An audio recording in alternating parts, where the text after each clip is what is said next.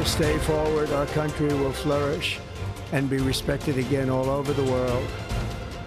We will be the envy of every nation, and we will not allow ourselves to be taken advantage of any longer.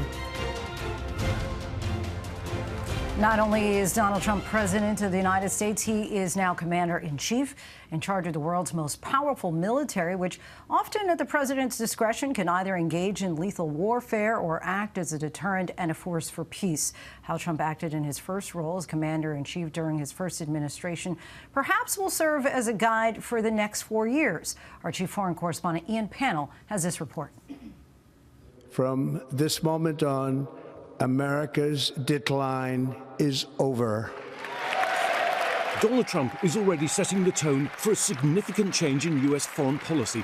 Our armed forces will be freed to focus on their sole mission, defeating America's enemies.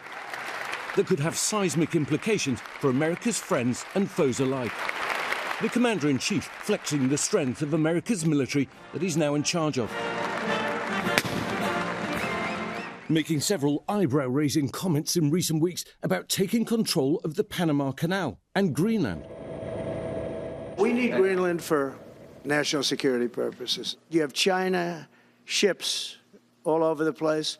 You have Russian ships all over the place. Even absorbing Canada as the 51st state and renaming the Gulf of Mexico the Gulf of America. The Gulf of America, what a beautiful name. And it's appropriate. It was an intent to grab that media attention and put himself at the center of the news cycle. This unpredictability means that all paths lead back to the Oval Office and his next statement.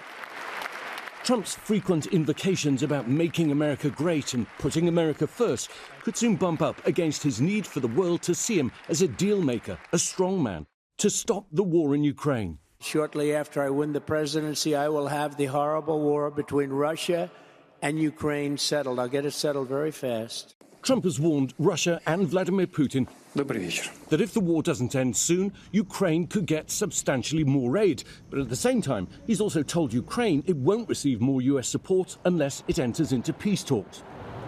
His nominee to head the Office of Management and Budget telling a Senate committee just last week $3.8 billion in aid already approved by Congress could be held up. It's been authorized and appropriated.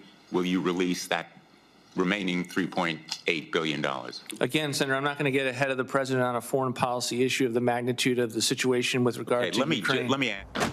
And while our most recent battles with China have been about TikTok and tariffs, China's threats to Taiwan and international shipping could one day embolden Trump to show President Xi that America believes it has the upper hand militarily. He will always defer to a solution that makes him appear strong and in charge. So I don't think that there's an easy way to simply walk away from a big competition with China. The situation at the southern border also top of mind.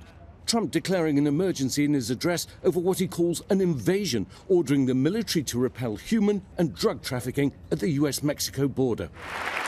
I will end the practice of catch and release. And I will send troops to the southern border to repel the disastrous invasion of our country.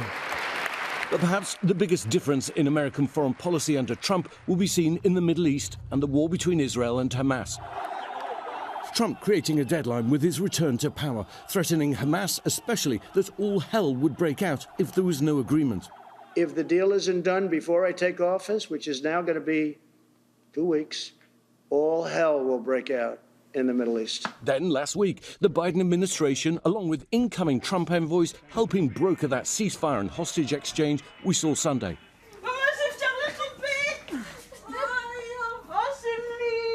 But it's a fragile, tenuous agreement, fraught with pitfalls.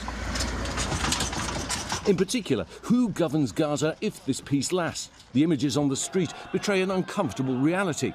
It's still the gunmen of Hamas in charge, a situation unacceptable to the Israeli government and likely for the incoming administration. And the Middle East has totally changed since Donald Trump was last president. Hamas devastated and weakened, Hassan Nasrallah in Lebanon dead, and Hezbollah a shadow of its former strength. Bashar al-Assad of Syria in exile. And crucially, Iran and its axis of resistance is broken. And amid this new world order, President Trump wants to try and normalize relations between Israel and Saudi Arabia. The international challenges are immense, and America going it alone may not be a viable option.